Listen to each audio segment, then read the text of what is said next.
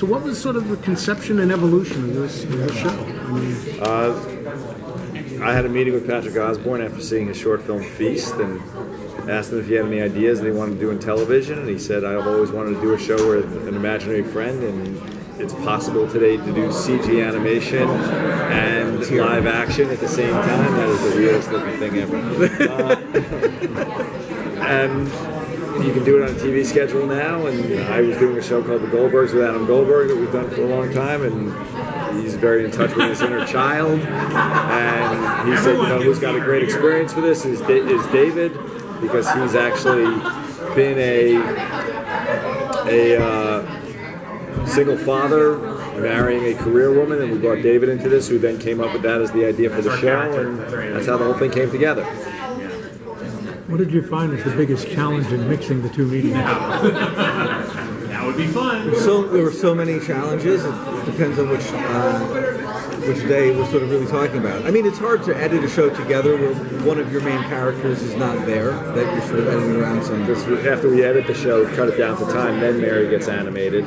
And so you're also asking people to, when you're early on in the show, when you're sharing rough cuts with the network and that kind of stuff, you're asking to look at it, having some faith that one of the characters will be filled in later.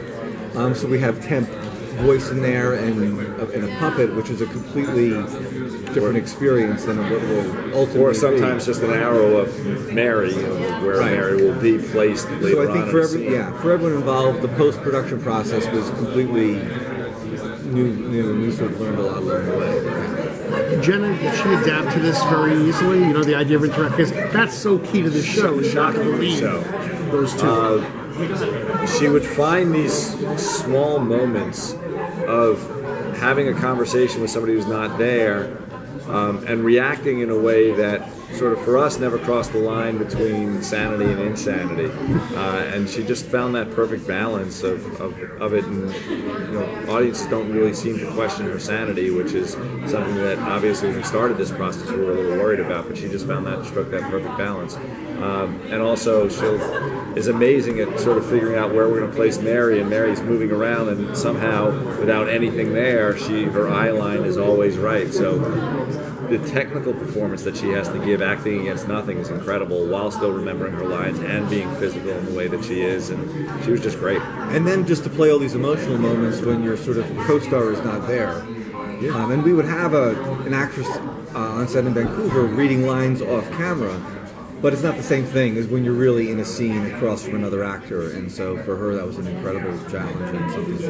really pulled off beautifully. Is Rachel there to deliver? I'm sorry. No, Jenna would have one. We had a puppet built, and she would have one reference pass that we would do with the puppet, and then we'd pull the puppet out, and she would have to sort of follow it all around. And to answer your question, Rachel was not there. Rachel records it afterwards in New York, so we almost never see her. Now, apologies if you answered this already, because I don't know if you did or not, but what has been sort of the greatest learning curve of this show? No one's ever done it before. Yeah. I mean, no one is on a television schedule. No one has ever done CG animation and live action. So the whole thing was a learning process. The whole thing just for executives at the network to try to figure out how to note this thing, for us to try to figure out the process of making it. Which is all we wanted, was for them to figure out how to give us notes. Oh, yeah. For us to try to figure out how to shoot it, what the post-production process was, how to get our notes to the animators in Vancouver and get them back. We literally finished on 9:30 on Monday with our main titles, which was the last piece of the puzzle. So it was a long process. We shot the pilot a year ago, and the whole thing was a learning process. The good news is we know how to do it now. And find out the best ways to sort of integrate Mary into our storytelling, because you have this fantastic element that you want to sort of really feature. At the same time, the show really lives and breathes with their humans and what they're feeling and what they're thinking and what their relationships are, and so that was always a tricky balance. Did you always have Jenna in mind? We talked about her very, very early on, actually, and just because she's such a great physical comedian and she's so good at it, that she was a name that came up early, and just as we sort of keep talking, her name just kept coming up, so we were thrilled when she said yes. Was there an audition, or did you? No. It was us chasing and begging. Chasing her, yeah.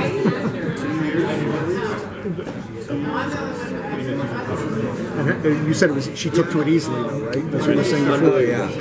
And we had Sean Levy, who directs all the Night at the Museums and all those great big movies, directing the pilot. So he's just a ball of energy. I mean, and so much of, because we didn't have an actress to read Mary at that time, he was reading Mary on the set for the pilot.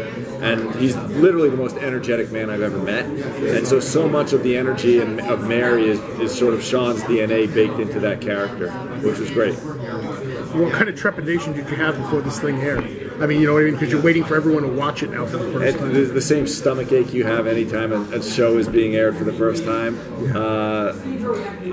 You just sit there watching, wondering if anyone else is watching, and then wake up as early as you can the next morning to find out if anyone else watched. The good news now when you watch it, though, is actually you can follow around on social media. And actually, that night of our show, it got a lot of traction through social media and a lot of positive response. So we were actually really happy to give you a report the next day. It was like 88% positive on Twitter and Facebook and all that stuff. So you can get some sense of immediate feedback, which is great. And I went the other way. I literally left town and was in an RV for 3 days, driving around. And then Doug texted on Wednesday morning, he's like, "Do you want to know what the ratings were?" I'm like, "Okay, tell me." And why did you guys feel like now was the right time to have a show like this air? Well, we don't get to decide when it airs, so that's the network's decision. We just thought, look, ABC has such a great brand in family comedies, and so much of this is based on David's experience and his own sort of family and his own situation. So for us, it really came down to how do you do something different? How do you when you have a network that has the 80s family, the Asian family, the African American family, what's the new family that you can put on the most successful comedy block in television now? And this just seemed to fit in there, and obviously doing the Goldbergs, which David's been a part of for a while now, we had a great relationship with ABC, and fortunately they said, let's try it. And it's a big swing. It's something completely different. Well, the Goldbergs is the 80s family. I thought it was the Jewish family. I got so confused. Will Alice have an arc in the 9th episode? Is there some sort of arc that you're following? For Mary? I mean, yeah. Alice. Well, the truth is they both Alice and Mary sort of evolve over the course of the series in the way that, ultimately, Mary's really just a voice inside Alice's head, trying to help her still be sort of the modern, successful woman that she sort of, it's so important to her identity and her happiness, while stumbling into this family thing, which was not part of her plan. So it's the two of them sort of figuring out maybe there's a way to do a little bit of both, sort of not shut out this other thing entirely, while still retaining the sense of independence that, so much about the way people talk about families now is just like this, it's all a sacrifice, you have to give everything up, and there's something into the idea of the show that maybe doesn't have to be the case for everyone. So we follow that arc in sort of the course of the relationship as Alice gets more and more integrated into the family. How about the evolution of their relationship from the original conception of the show to where it is now? Has that changed and gone through some sort of metamorphosis from what the original idea was to where she is now? No, it's always pretty consistently. But I think what we get to do in series is explore the other characters a little more deeply, because it's always tricky with a half-hour pilot. You have a little amount of time to really dig into some of your characters, and we dig way into Alice because Mary's literally in her head. So part of what we get to do is learn more about Ben, his wants and needs, how the kids feel about this changing situation in their lives and their relationship with Alice, and how Mary then reacts to those things. And that's sort of what gives us our whole series arc is sort of built around that, I would say. That's a good question. Will you ever? I don't want to keep hugging. Just one more question. Oh, fine. I'll hug the last one. How great is it? I mean, and in terms of energy and creativity, is if somebody who's, I don't know if it was you or the other guy who said the inner child of Adam Goldberg being a part of this show. I mean, what does he bring to the table with it? I mean, it is. No one has that inside of him like anyone I've ever met before, the way Adam does.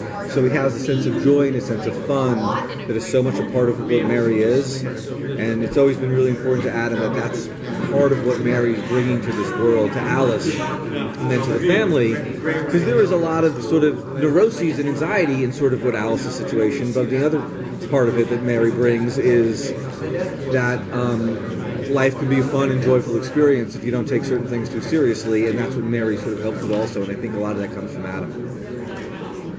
Thanks, guys. Thank you.